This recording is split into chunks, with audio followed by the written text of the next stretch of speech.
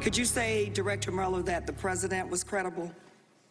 I can't answer that question. Director Mueller, isn't it fair to say that the president's written answers were not only inadequate and incomplete because he didn't answer many of your questions, but where he did, his answers showed that he wasn't always being truthful? I would say, generally. That was a key moment during Robert Mueller's testimony this week, where the special counsel acknowledged that evidence he gathered contradicted the president's written answers provided to him and showed the president was not always truthful. Joining me now is Congresswoman Val Demings, Democrat of Florida. She sat on both committee hearings, Judiciary and Intelligence. Congresswoman, you sat in both hearings. You're a member of both the Intelligence Committee and the Judiciary Committee.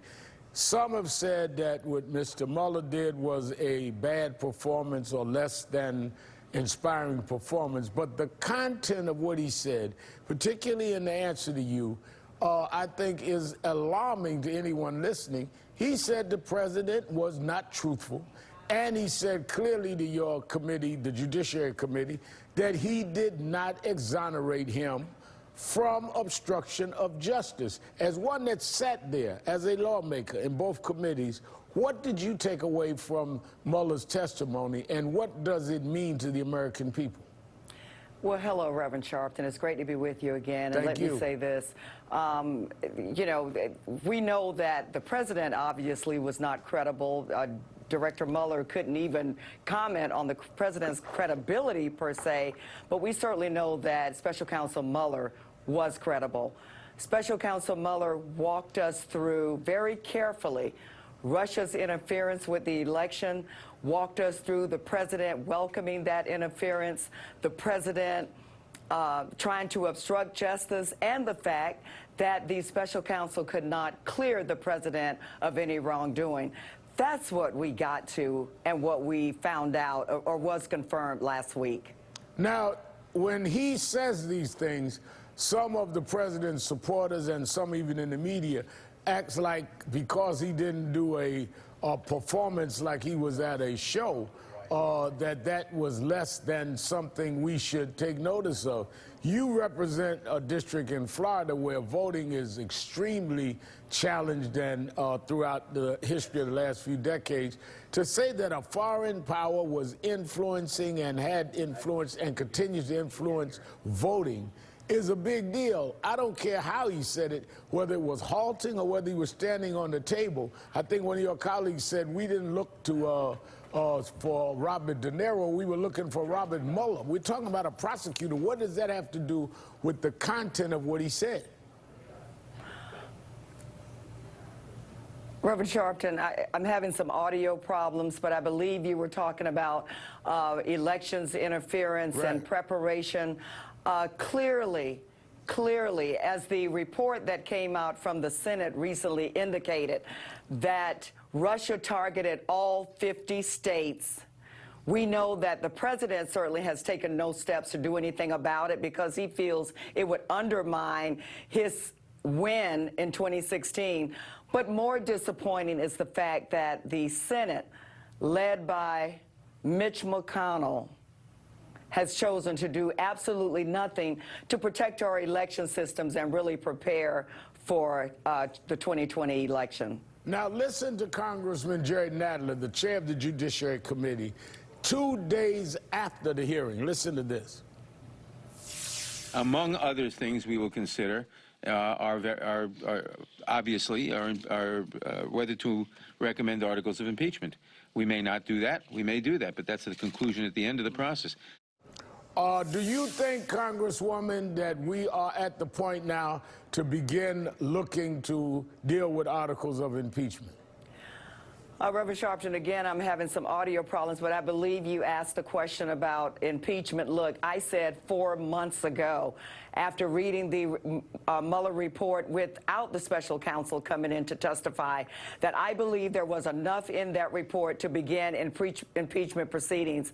Special counsel Mueller came in and confirmed the most damning, if you will, portions of the report and the president's engagement and really the web of people around him who engaged in lies and deceit and deception. Yesterday, when the chairman of the Judiciary Committee announced that he was petitioning the court to get the underlying documents as well as to get a key fact witness to come in, was really a great day as far as I'm concerned, and really a win. And I believe, Reverend Sharpton, that we are moving directly into the place where we need to be to have the supporting documentation to begin filing articles of impeachment.